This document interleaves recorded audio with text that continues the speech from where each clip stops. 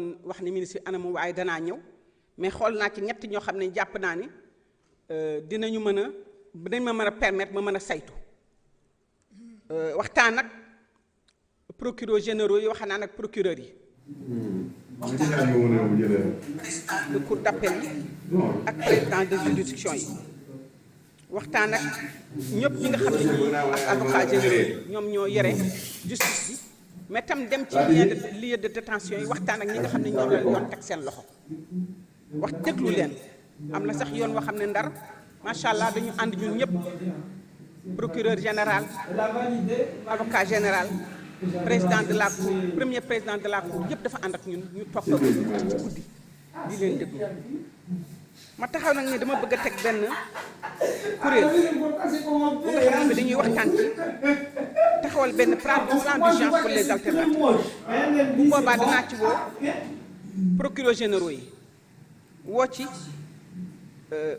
da nga bëgg yow tamit activer sa carte prépayée Mastercard Orange Money toppal tegtal yile ci rubrique Orange Money. président de cour woo ci procureur yi woo ci juge d'application des peines yi pour ñun ñëpp ndax justice bi famille la ñun ñëpp a ko bokk man dama naan amul séparation ni kii procureur la ñu lépp ku ne da nga am sa wàll ci mbir mi ku nekk da nga ci am sa loo xam ne moo ci sa cër ak li la ci war ñu waxtaan parce que.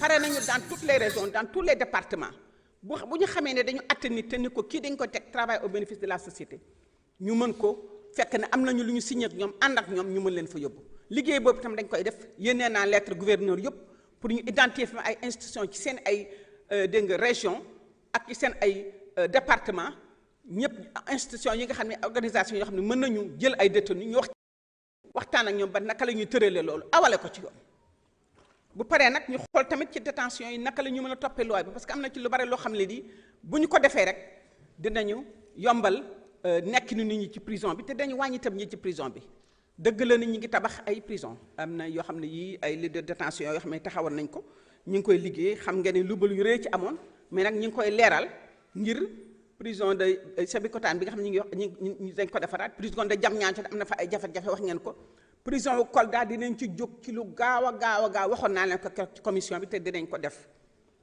kon loolu laay bëgg a wax beneen bi tamit ci mbiru jàngat ak naka la ñu mën a xoolee liggéey bi mooy ci xool les lois sur la criminalisation mu ñool ñett sur le viol sur le vol de bétail ak loi Latif Guèye comme que dañ ko tëraloon boobu ba léegi ñu mettre ko en œuvre acteurs yi yéen ñii nekk yéen nga xam ne yéen i voté loi yi organisation jigéen ñi ñëpp war a mën a toog waxtaan xool pratique bi naka la demee c'est-à-dire naka la ñu mettre en œuvre loi yi lan la jur lan lañ ci jàngat am na ay jubbanti ñu war a def naka lañ koy defee mu war a doon donc waxtaan boo xam ne bii ñun ñëpp Sénégal ñoo koy bokk waxtaane ko loolu bu ko defee dinañ gën a xool bu ñu amee ay jubbanti wala ay corrections yu mën a def ñu war ko mën a indi ci loi yu criminalisation yooyu ñu tegoon dama bëgg rek évoquer kayit yi soog a dem ci kii am na tam député bu ma laaj mbiru extradition yi nag député bi Fatou Cissé Goudiaby évoqué ne loi wu France ci mbirum extradition comme vous le savez le Sénégal a signé des accords avec la France pour l'extradition. La France souvent demande au Sénégal qu'on extradie ses citoyens au Sénégal. Ces citoyens peuvent être français seulement, ils peuvent être sénégalais et français ou autres. Lorsque la France demande à ce qu'on extradie des Sénégalais, le Sénégal bien sûr pose une réponse négative parce que le Sénégal n'extradite pas ses citoyens, ses enfants. Nous avons reçu de la France 2024-2025 plusieurs demandes. Presque 19 demandes. Parmi ces 19 demandes, 3 personnes ont été extradées. Le Sénégal a refusé d'extrader 4 personnes. Nous avons 10 personnes qui n'ont pas été extradées. Parce que simplement, nous avons 2 Sénégalais qui sont en France et que la France jusqu'à présent n'a pas envoyé au Sénégal. Et le Sénégal a donné toutes les justifications et continue de demander l'extradition de cette personne. Comme cette loi est un accord entre 2 pays, il faut donc qu'il y ait un principe qui est le principe qui respecte aussi bien la responsabilité du Sénégal dans ce cas-là que celle de la France. Et c'est pourquoi nous avons décidé de suspendre à toute extradition à la France jusqu'à ce que la France réponde à ce que nous avons demandé. Et il s'agit à présent de 12 personnes que dont la France demande l'extradition. Bien sûr que si ces personnes-là sont coupables de crimes, nous les arrêtons, nous ne faisons pas comme la France, nous ne les laissons pas librement, nous les arrêtons, mais nous ne les renvoyons pas à la France. Donc ça, c'est un message clair que la réciprocité va s'appliquer. Je pense que donc les questions d'administration pénitentiaire, j'en ai assez parlé. J'ai parlé un petit peu des questions d'ouverture des maisons de justice. Waaw, maison de justice nag dafa nekk kër yoo xam ne yii ni dañ ko taxawal mu tegu ci convention boo xam ne dafa nekk ci diggante maire yi ak ministère de la justice. Donc am na solo ñu xool naka la ñu mën a yokkee wala gën a ñoŋal liggéey boobu ci maison de justice yi. Laaj nañu benn pour ñu war a ubbi ci Podor def nañu ñi ngi liggéey ak maire yi donc pour xool naka la ñu mën a ubbee maison de justice boobu ci Podor. Bunkiling tam laaj nañu soxla na maison de justice étude de faisabilité ñi ngi ciy liggéey pour xool nag fan lañ koy def parce que dafa laaj tamit ay conditions. Ñu mën a trouver un local ñu mën a trouver personnel bi nga xam ne moo fay liggéey indi teg fa sécurité ak yooyu mais teg nañ tamit ñoo xam ne ñi ngi liggéey ci loolu pour xool demande boobu naka lañ koy mën a réaliser. Pour Mbacké maison de justice bi dafa nekkoon ci localité boo xam ne bii c'était un local conventionné. Kooku nag dafa tëddoon ci convention d'installation bi nga xam ne bi ministre de la justice moom la amoon ak commune bi waaye commune bi li mu waxoon ni moom lay def ko respecté wul pour mën a toppatoo loyer yi parce que maison de justice bi ak ci accord bi commune bi moo war a fay loyer yooyu la mais ñun ñu ngi xool naka la ñu mën a waxtaanee commune bi pour que ñu dellu siwaat régler yooyu yëpp pour que ñu am maison de justice à Mbacké parce que xam nañ ne lu ñu soxla la foofu. Xam nañ ne maison de justice yi am nañu njëriñ trop parce que dañuy dimbali ci di nga wàññi nit ñi nga xam ne ñoo ngi nekk ci juridiction yi ñu leen di soxla droit mën a régler seen ay jafe-jafe ci diggante waxtaan jàppale tamit citoyens yi ñu mën a gam accès bu gën a gaaw ci justice dégg nga te loolu dañu ci taxaw lool parce que xam na ne li ñuy wax ni tamit maison tribunaux yi dañu fees maison de justice dañu jàppale pour wàññi tribunaux yooyu fees gi mu fees ñooñu nag ñi ngi ciy liggéey bu baax a baax pour gën ko yokk te dégg naa li ngeen wax waaye fii mën naa leen jox tuuti fan la ñu amagum déjà ay maison de justice liste baa ngi ni defe naa ni au lieu ma koy lire dinaa ko bàyyi assemblée bi mën na koo jëriñoo après. Am na tam ay questions yu jëmoon ci affaire personnel judiciaire bi mën naa wax ni parce que surtout li jëm ci donc accessibilité des parloirs de justice à Rufisque loolu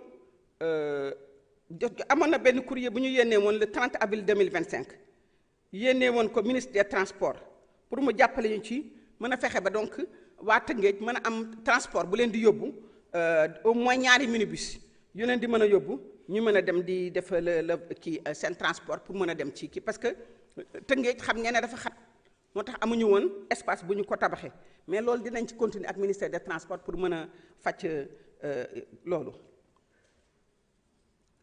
li jëm ci Mbour waaw déficit personnel beeg ci Mbour moom yëg nañ ko xam nga mbirum magistrature ak jël ay magistrat di leen placer di leen déplacer di équilibrer di xool fu gën a soxla gën a soxla magistrat ñu deg ko fenn ak yooyu dafa laaj liggéey boo xam ne bii da ngay xoolaat yëpp lu ñuy wax xel da ngay xoolaat magistrat yi fu ne am na sax ñoo xam ne ñi ngi nekkoon ñu affecté woon leen ci ay service de l'État loolu yëpp ñu ngi koy xool pour que bu ñuy def ay affectation ñu prendre en compte bu baax ay dëkk yi nga xam ne dañu mel na Mbour dañu mel na Mbacké dëkk yi nga xam ne dañ am population bu bare mais amuñu magistrat yu doy loolu dinañ ko def parce que loolu dafa nekk loo xam ne c'est un problème bu récurrent question bu ñuy dellu soit di ko posé waat la ci manque magistrat yu doyul yi mais tamit dafa laaj tamit ñu gën a équilibré parce que boo xoolee population bi di mu toll rek war nga xool mais nag saafara ko dafa bari ay ñu koy saafara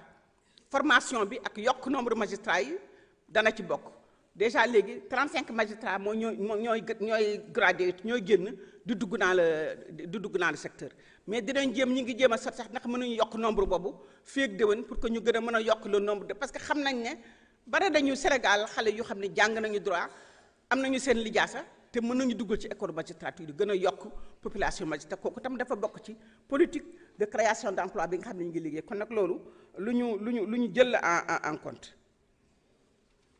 pour affaire équipement juridiction yi Bambey wax na ci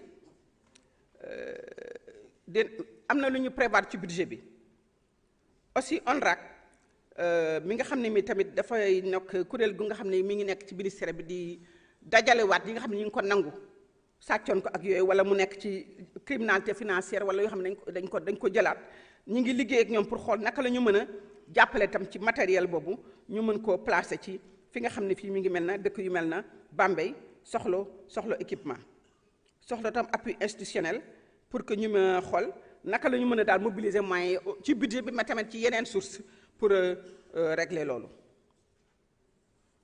TGI de Mbour moom waxoon naa ci lu bare daal ci li may bëgg a wax xëy na ci mbirum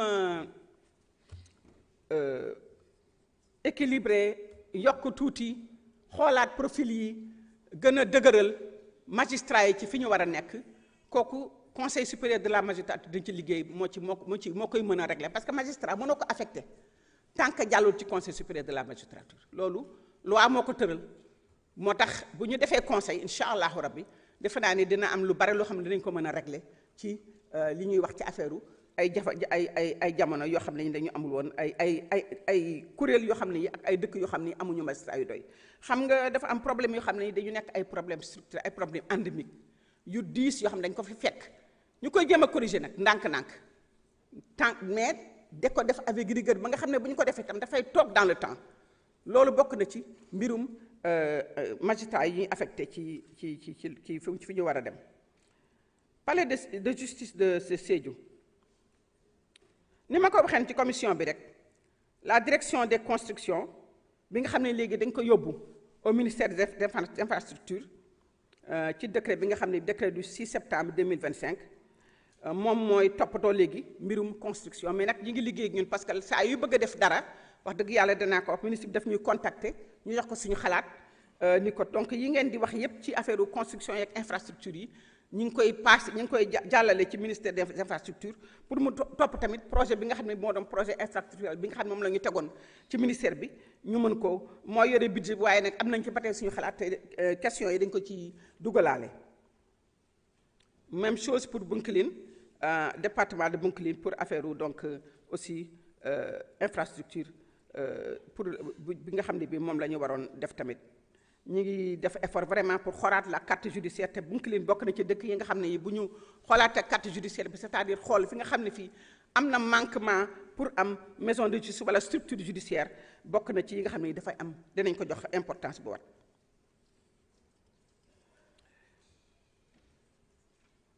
defe naa ni yow question yooyu yëpp ay budon Goudomp Mbacké mais tontu bi benn la Kaolack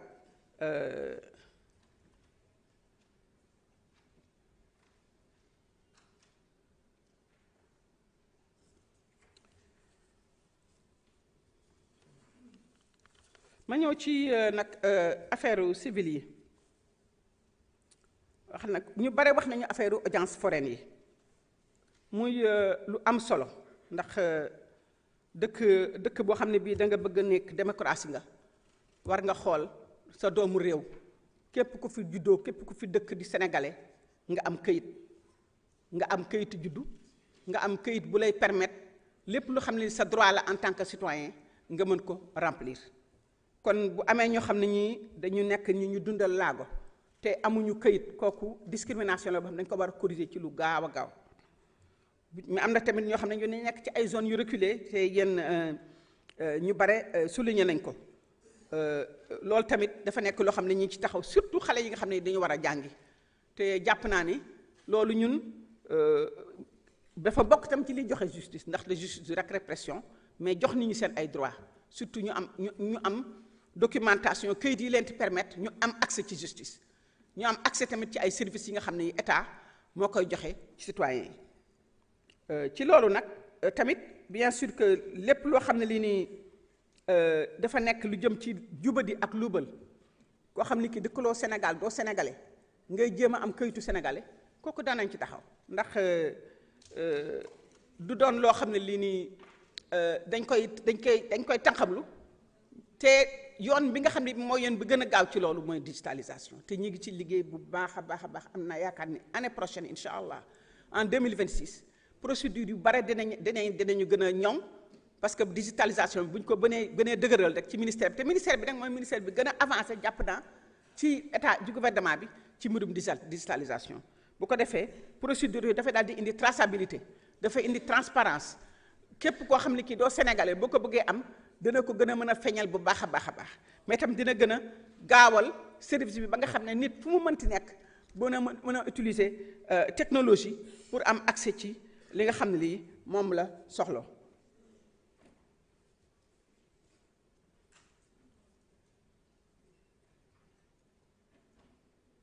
kan mooy wax affaire magistrat yu jël parti ah loolu c'est la vieille histoire.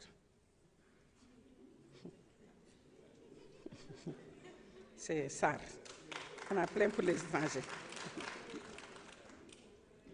waaw certificat de nationalité yi tamit loolu xam nañ ne lu doy lu xaw a metti la parce que balaa nga koy am foog nga dem fi nga dëkk te bu dee da nga nekk Ndakaaru wala nga nekk Saint-Louis war a dem Ziguinchor loolu metti loolu yëpp digitalisation moo koy oyofal moo koy yombal te avancé nañ ci lool incha allah rabbi ma ñëwee fi déwén ci budget bi.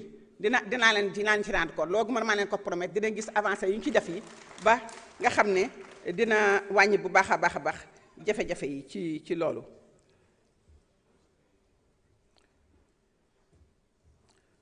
audience foraine nag xam nga juge mooy décider ni audience foraine dama koy organiser bu ko defee nag mu yëgal ko maire bi nag dafa am obligation yëgal ko population bi. waaye nag ñun li fi daan am ba nga xam ne dañuy def audience foraine waaye da ngay fexe ba am na ñoo xam ne doo leen bàyyi da ngay fexe ba dañu am carte d'identité wala loolu amatu fi ñun dañuy yemale citoyen yëpp parce que kuy ragal yemale ay citoyen wala bañ a am ay nit am carte d'identité dafa fekk ne da nga ragal ni boo demee élection dañu lay daan mais koo xam ne ki yow da nga liggéey li nga war askan. Qui seront les entrepreneurs africains de demain? Les nouveaux boss. On est très ambitieux. J'ai hâte de pouvoir défendre mon projet. Leur vision, notre futur. C'est lui. dinañ ko yëgal dinañ ko teg ci luuma yi teg ko fi ñu bu dee ci jàkka yi la teg ko ci fi nga xam ni fa la nit ñi di dajaloo ba nit ñi am information bi mën a dem ci audience foraine yi ñu ci te loolu ministre de l'intérieur jaar na fi jàpp naa ne amul kenn koo xam ne ki yaa ngi am ñaari xel ci ni liggéey bi mu naan li muy def yi liggéey bu mu teg ci yoon la liggéey bu ñoŋ la te ñëpp gis nañu ni mu tàmbalee te noonu la naa da continuer.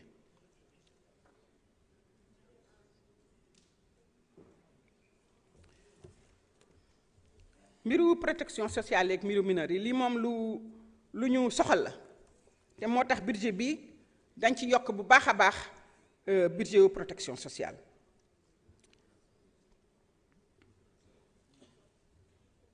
mbirum xale yi yalwaan ci mbedd mi ñu bàyyi leen te amuñu ay benn protection ay circulaire bind nañ ko envoyé ko magistrat de parquet yi pour ñu liggéey ak ministère de l'intérieur pour que ñu def ay teg ay mesures yu gën a dëgër pour protéger xale yi protéger mineurs yi. loolu nag bi ñu amee ministre de l'intérieur bi ak liggéey bi muy liggéey ñu ngi ciy liggéey ak moom bu baax a baax pour que protection wu xale yi nekk loo xam ne lii dafay nekk liggéey boo xam entre ministère de la justice lay doon ak ministère de l'intérieur te taxaw nañ ci ñu ngi ci collaborer bu baax a baax. waaw les mineurs en conflit avec la loi comme ni ngeen ko xamee dëgg la ni war nañu mën a def lu ëpp loolu parce que xale moom dëkk protéger xale ak protéger jigéen dafa bokk ci liy ñoŋal démocratie kon protection xale yi lu am solo la. am nañ nag programme yoo xam ne ñi ngi ciy liggéey bu baax a baax pour gën a yokk amélioration accès aux services socio-éducatifs ci xale yi. D'ailleurs, il y a une augmentation du budget de presque de 2 milliards comme ni ma ko waxee centre de prise en charge yi ñi ngi leen di tabax Kolda Tambacounda ak Dakar. Parallèlement aussi ñi ngi teg ay études ñi ngi taxawal benn gëstu pour xool fan la jafe-jafe yi nekk ci système bi ñu gën a améliorer parce que li ngeen ñuy wax dëgg la mais tam yenn saa yi baax na nga def étude gëstu parce que recherche ak gëstu mooy indi ay lu leeral ci jëf ak ci action surtout action de politique de développement boo war a mettre en œuvre te ñu ngi ciy liggéey bu baax. teg nañu tamit ay am na ku wax ni moyen de déplacement yi dégg nga ci AMO yi teg nañu lu mat dégg nga ay oto yu xaw a takku pour que ñu mën a fexe ba ñu yokk mobilité AMO presque ñaar fukk ak juróom-ñeenti oto réceptionné lañ leen avant décembre dinañ ko eggale fii ak weer wu dee pour AMO yi jot ay oto. teg nañ tamit 500 millions boo xam ne dañ ko def ci LFI 2026 bi. pour renforcer tamit moyens roulants yi mooy moto yeeg yooyu pour les services de la direction générale et de la protection ak dégg nga ak tamit oto ministère bi tamit mi ngi yokk encore une fois ay pick-up dégg nga ak ay moto parce que xam nañ ne ñiy def protection sociale dañu soxloo déplacé wu xale yi bu ñu nekkee fu sore mënuloo xaar di wut oto pour dem jëli leen wala seeti leen. donc loolu dafa nekk priorité bu am solo loolu moo tax ñoom ñu yokkute ci budget bi ay moyens roulants pour que ñoom ñu mën di déplacer wu ni ñu defee seen liggéey. pour question nag affaire criminelle ak grâce yi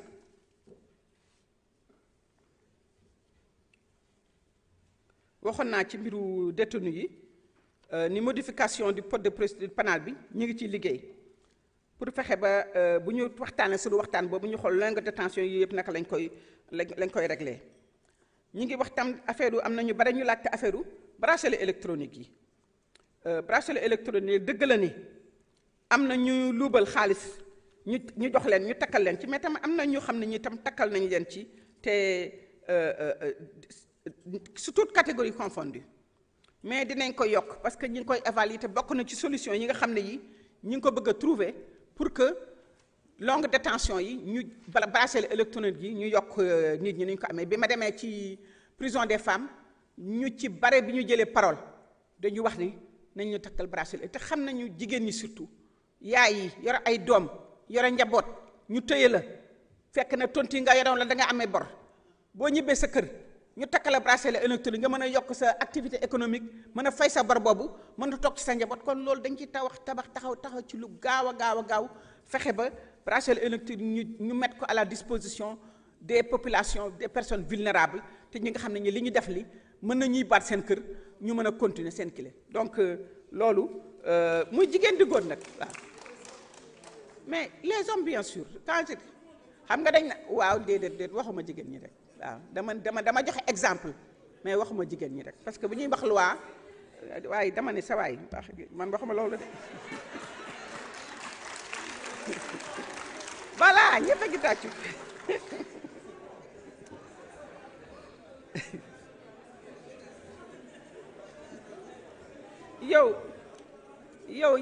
yow xaritu jigéen ñi nga bul wax loolu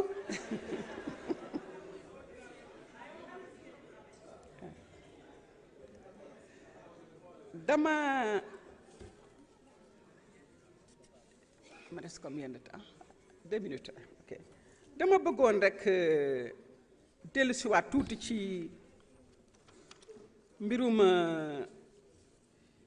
justice bi surtout ñi nga xam ne ñi dañ leen boomoon ñi nga xam ne ñi tey ku taxaw fii ni député nga ni jullit nga da nga gëm yàlla da nga ragal yàlla taxaw naan Sénégalu tey justice justice amul Sénégal léegi te amoon na démb ma xam ne nag war nga xoolaat sa bopp nag parce que ku ñu atte ñu ñàkk atte boo gisee xale yi ñàkk bët ñii ñàkk tànk ñii mënuñu dox nga gis leen ñu dajaloo ñoom ñëpp taxaw ci seen bopp ci seen jëmmu bopp ni dañ ma torturer ñi ne dañ ma boom ñii taxaw ne dañu boom sama doom mais loo dëgër xol loo politique war nga nekk citoyen sénégalais war nga taxaw sa aqulaay taayo xel bi li fi amoon démb amatu fi te ñooñu ñoo xeex ba amatu fi kon nag jàpp naa ne lu ñu politique bu ñu politiser crime bu ñu politiser nit ku def lu ñaaw nañu indi Sénégal ñoo ko bokk tey Pastef moo fi nekk xëy na ay ati at ñeneen ñoo fi ñëwaat nañu fexe ba justice bu ñu teg mu nekk justice ñëpp mais taxaw ni justice amatul Sénégal depuis 2024 loolu moom comparé ko démb kooku moom wax ju ñaaw la wax ju rafetul la te warul du waxu kilifa du waxu koo xam ne kii ni da nga nekk représentant du peuple ñuy wax nag ni dalal leen seen xel cette justice dina am incha allahu rabbi tàmbali nañ ko xam nga ne bi ñu ñëwee léegi commencé nañu woote xale yi wax nañ ko ñu ngi leen di convoquer parce que nag liggéey boo xam ne bi da nga ko war a seet parce que nag gis nga yàq dossier ak a yomb te dafa am ñoo xam ne yàq dossier rek la ñu mën kon dossier dañ koy ñoŋal dañ koy teg ni mu war a tegu liggéey ko ba nga xam ne bi c'est coulé dans du plomb kenn du ko mën a ti rejeté te loolu la ñuy def xoqatal juste ak dànkafu juste amu fi justice moo fi am maa ngi leen di gërëm jërëjëf. am nga 15 minutes de plus boo bëggee de ma ne am nga 15 minutes de plus soo bëggee. 15 minutes. waaw. xaaral ma bàyyi le ministre des finances il a des choses à dire ñu pare na. merci.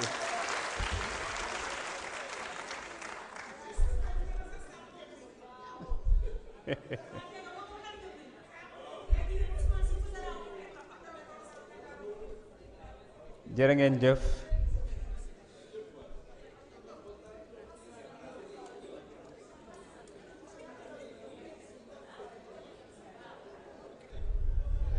Monsieur le ministre des Finances nee na jox na wàllam madame le ministre donc la discussion générale est close. Nous allons passer maintenant au vote des programmes du projet de budget. Monsieur le rapporteur général, vous avez la parole pour donner lecture du programme administration pénitentiaire. Merci, Monsieur le Président.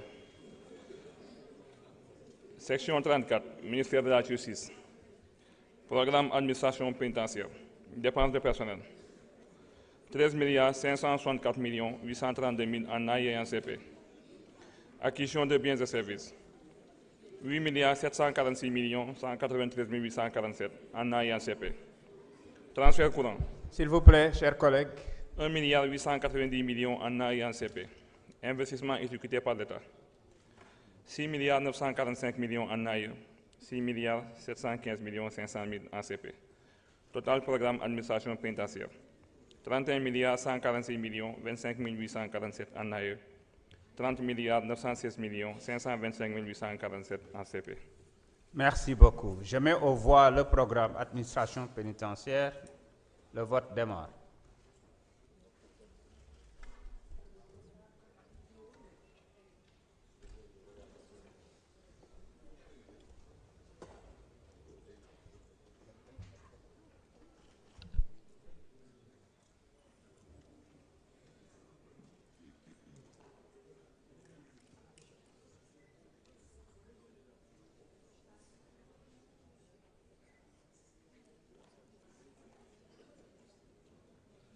C'est bon pour tout le monde? Le vote est clos.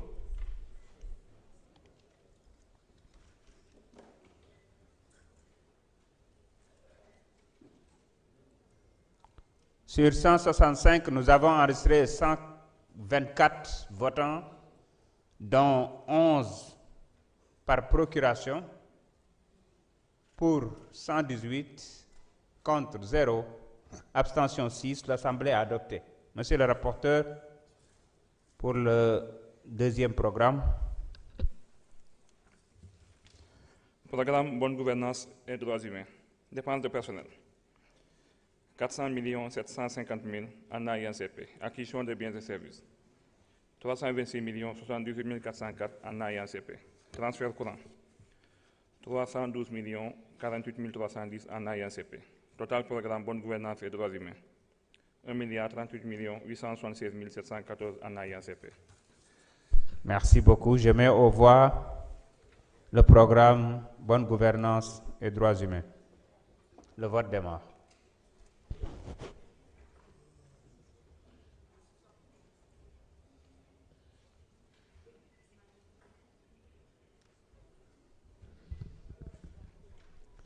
C'est bon pour tout le monde? Le vote est clos.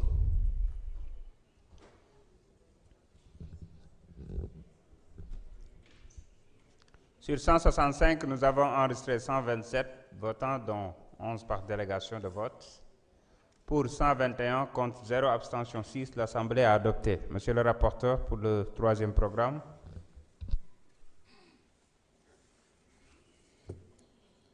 Programme éducation surveillée et protection judiciaire de l'enfant. Dépenses de personnel. 2 669 139 000 en AINCP. Acquisition de biens et services. 2 873 11 584 en AINCP. Transfert courant. 900 millions en AINCP. Investissement exécuté par l'État.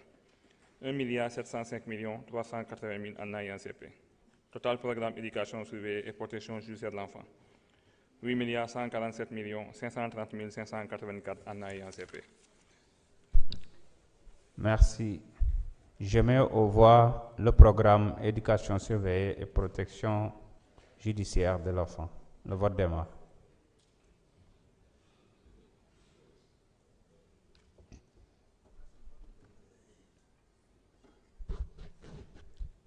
C'est bon pour tout le monde?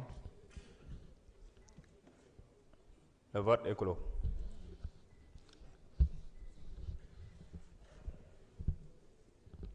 Sur 165, nous avons enregistré 127, dont 11 par procuration, pour 120, contre 0, abstention 7. L'Assemblée a adopté. Monsieur le rapporteur, pour le quatrième programme.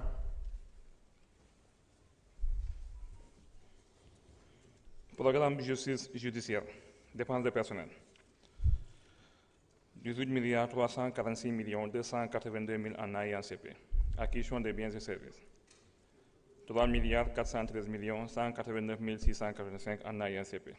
Transfert courant. 1 560 millions en AINCP. Investissement exécuté par l'État. 2 883 46 496 en AIE. 2 864 191 198 en CP. Total programme justice judiciaire. 26 202 518 181 en AIE. 26 183 662 883 en CP. Merci. Je mets au voix le programme justice judiciaire. Le vote démarre.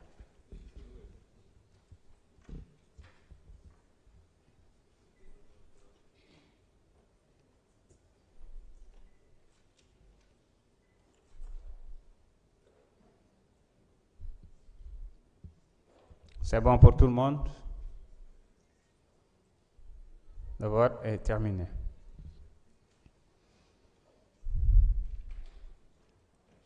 Sur 165, nous avons enregistré 128, dont 11 par procuration. Pour 121, contre 0, abstention 7. L'Assemblée a adopté. Monsieur le rapporteur, pour le cinquième programme. Programme pilotage, coordination et gestion administrative. Dépenses de personnel. 3 548 000 francs en AINCP. Acquisition de biens et services. 608 982 617 en AINCP. Transfert courant. 8 123 620 156 en AINCP. Investissement exécuté par l'État. 2 339 millions en AIE. 2 239 000 en CP. Total programme pilotage, coordination et gestion administrative. 14 619 603 773 en AIE. 14 519 603 773 en CP. Merci. Je mets au vote le programme pilotage, coordination et gestion administrative. Le vote démarre.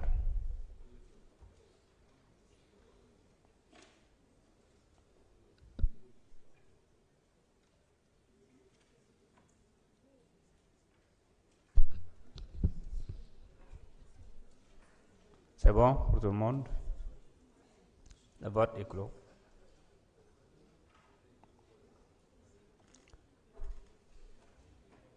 Sur 165, nous avons enregistré 127 votants, dont 11 par procuration toujours, pour 120, contre 0, abstention 7. L'Assemblée a adopté. Monsieur le rapporteur pour le 6e et dernier programme. Programme compte de commerce, administration pénitentiaire. Acquisition de biens et services. 200 millions en AIE et en CP. Total programme compte de commerce, administration pénitentiaire. 200 millions en AIE et en CP. Merci. Je mets aux voix le programme compte de commerce, administration pénitentiaire. Le vote démarre.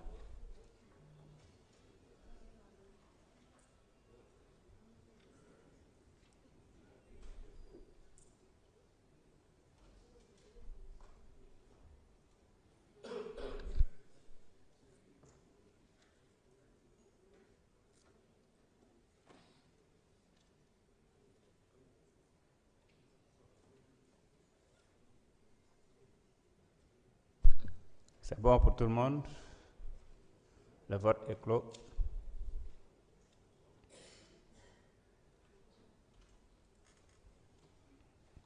Sur 165, nous avons enregistré 128 votants, dont 11 par procuration, pour 121, contre 7, abstention 0.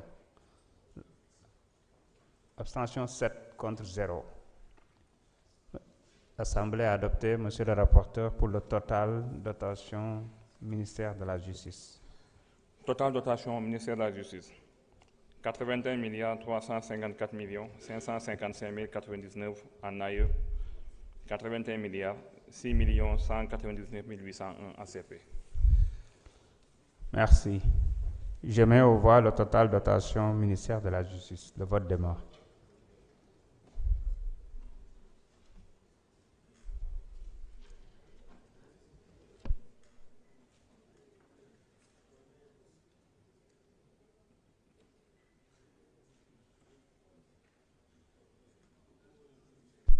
C'est bon pour tout le monde?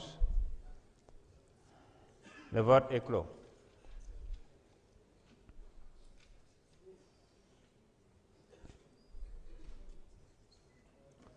Sur 165, nous avons enregistré 127 votants, dont 11 par procuration, pour 120, contre 0, abstention 7. L'Assemblée a adopté. Toutes mes félicitations à Madame la ministre de la Justice, garde des Sceaux.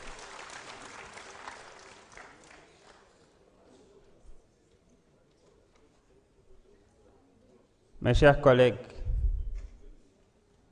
je voudrais juste informer que pour demain, il y a un changement de programme. À 9h, ce sera pour le ministère de l'Hydraulique et de l'Assainissement. Et à 16h, pour le ministère de l'Emploi et de la Formation professionnelle et technique.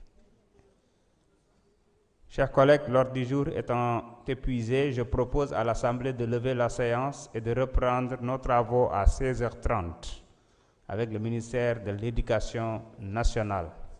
La séance est levée.